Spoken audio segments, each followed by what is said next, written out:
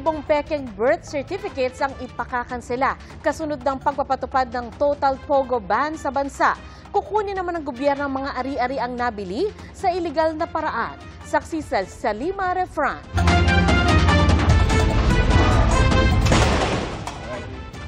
Sa pagpapatupad ng total pogo ban at pagpapaalis sa mga pogo workers, isusunod na ng Office of the Solicitor General ang pagpapakansela ng libo-libong Philippine birth certificates na nakuha ng mga dayuhan sa bansa. Kukunin din pabor sa gobyerno ang mga illegal nilang nabiling property at ari-arian. In the case of fraudulent birth certificates, we are talking of thousands of such cases. Yung sa civil forfeiture cases naman, alam din natin na napakaraming na-discover na mga pogo assets na apparently illegally acquired. Isa sa mga ito ang gumugulong ng cancellation of birth certificate ni dating Bamban Tarlac Mayor Alice Guo. Nakaharap rin sa kanselasyon ng birth certificate ang kinikilalang kapatid ni Guo na si Sheila at ang nakatatandang kapatid ni dating Duterte Presidential Economic Advisor Michael Yang na si Tony Yang. Ayon sa OSG, matrabaho, matagal at magastos para sa gobyerno ang pagpapakansela ng birth certificates. Imagine kung libo-libong tao ang kakanselahin natin ang fraudulent birth certificate. Each one of them will have to go through a court process.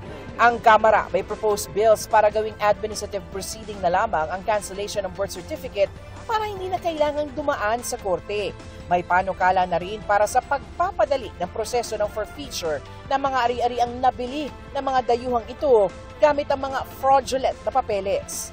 Si Senator Risa Ontiveros na pinangunahan ang mga pagdinig sa iligal na gawain ng mga pogo, umaasang mapapasa na rin ang mas komprehensibong batas laban sa mga pogo. Dapat rin daw trabahuhin ang pagkuha sa mga ari-ari ang ginamit ng mga pogo pabor sa mga biktima nito at mga survivors ng human trafficking, alinsunod sa Anti-Financial Account and Scamming Act. Sa ngayon, 6 na korporasyon ang inisyohan ng preservation orders ng pamahalaan para sa pogo properties sa Bamban Tarlac, Porac, Pampanga, Pasay sa Metro Manila at sa Lapu-Lapu, Cebu. Ang Presidential Anti-Organized Crime Commission o PAOC tuloy ang investigasyon sa mga ito at sa mga ari-ariang posibleng nakatago. But marami pa rin tayong iniimbestigahan. Yun nga yung sinasabing nakatago ito sa ibang kumpanya, nakatago sa ibang pangalan. May mga Pilipinong ginamit para lumabas na sila yung may-ari ng mga properties. Paharapin ang mga ito sa mga kaso, pati ang mga tao sa gobyerno na naging daan para gawing legal ang mga gawain ng mga operator ng pogo. Para sa GMA Integrated News, Salima Refran, ang inyong saksi. Nutri-Rice at Sulit Rice ibebenta na sa mga Kadiwa Center at piling pamilihan simula ngayong Enero. 37 hanggang 38 pesos ang kada kilo ng Nutri-Rice, habang 35 hanggang 36 pesos naman ang Sulit Rice. Pagtitiyak ng Department of Agriculture, maganda ang quality ng Sulit Rice kahit broken rice ito. Nasa pagitan naman ng well-milled at brown rice ang Nutri-Rice na sagana raw sa fiber at vitamina. Ngayong taon din sisimulang ibenta ang Rice for All sa mas mababang halaga na 38 hanggang 39 pesos kada kilo. Submarine drone na mula umano sa China na bingwit ng mga mangingisda sa San Pascual, Masbate noong December 30.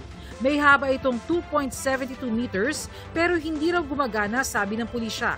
Base sa kanilang pananaliksik, may marka na HY-119 ang drone na tumutukoy sa isang Chinese underwater navigation and communication system. Sa ngayon, hindi pa masabi ng Philippine Navy kung sa China nga galing ang submarine drone, pero kung titingnan ng kulay, hindi raw ito military drone. Wala pang pahayag ang embahada ng China ukol dito. Dating US President Donald Trump muling manunumpa bilang Pangulo ng Amerika sa January 20. Walang opisyal na imbitasyon sa world leaders ang State Department ng Amerika para sa inaugurasyon, ayon kay Philippine Ambassador to the US, Jose Manuel Romualdez. Si Romualdez ang dadalo rito bilang kinatawan ng Pilipinas. Pero bago yan ay nakausap na raw niya si Trump sa isang golf club sa Florida. Yeah, we love the Filipinos. We love Filipinos sa Pilipinas. Very cordial yung kanyang salita namin. Isa sa mga plano ni Trump ay ipa-deport ang mga illegal immigrants sa Amerika. Sa pagtaya ni Romualdez, hanggang 350,000 ang mga Pilipinong illegal na nananatili roon. Para sa GMA Integrated News, Bernadette Reyes ang inyong saksi. Eksaktong 1 linggo bago ang Traslasyon 2025, libu-libong mga deboto ang nakilahok sa prosesyon at pagpapabasbas ng mga replika ngayong araw. Saksi si Mariz Umali. May replika ng Poong Jesus Nazareno na isinakay sa mga tricycle, jeepney, mga truck at karosang hugis barko. Kabilang ang replikang antique na gawa noon pa raw 1967 sa Baliwag, Bulacan. Mula 1:30 ng hapon hanggang ngayon, pasado alas 4 na po, wala pa ring patid ang mga replika ng imahe ng Poong Jesus Nazareno na dumaraan dito sa Quezon Boulevard para pabasbasan ang kanilang mga imahen. Mahigit 1,000 raw ang nagparehistro, pero posibleng mas marami pa ang dumating. Ito ay isa sa pagpapahayag ng pananampalataya ng mga deboto. Pagdating mismo ng kapistahan, atin na itong ipinagbabawal, no? During the midnight mass, hindi na magkakaroon ng anumang pagbabasbas para sa kaligtasan ng lahat. Mahigit 100,000 deboto ang sumama sa prosesyon at pagpapabasbas ngayong araw, gaya ng 7 taong gulang na si Dwayne, na bitbit ang Chibi Saints na kasama sa kanyang koleksyon. Mahilig po ako sa mga ganyan. Gano'ng karami? Ang replikang ito naman, puro 15 anyos pababa ang nagbuhat, kabilang si Jacob na nakaligtas anya sa isang matindisa ng aksidente. Sumemblang po yung motor. Tumilapon po kami, tapos hindi ka na po kami malaglag sa bangin, pero di po kami nalaglag. 78 anyos naman si Tatay Boy na 1954 pa nagsimulang maging deboto.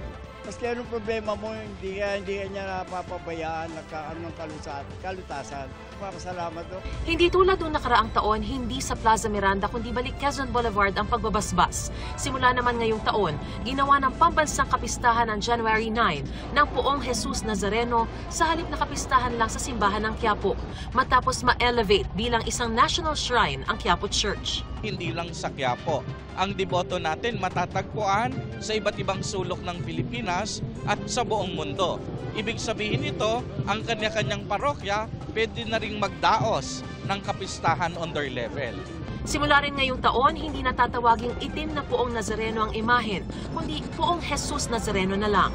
Sa kasaysayan, hindi lubos na klarado kung saan nagmula yung pagtawag ng itim na Nazareno or Black Nazarene.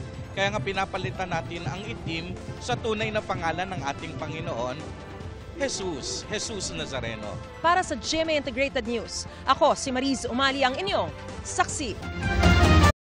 Mga kapuso, maging una sa saksi.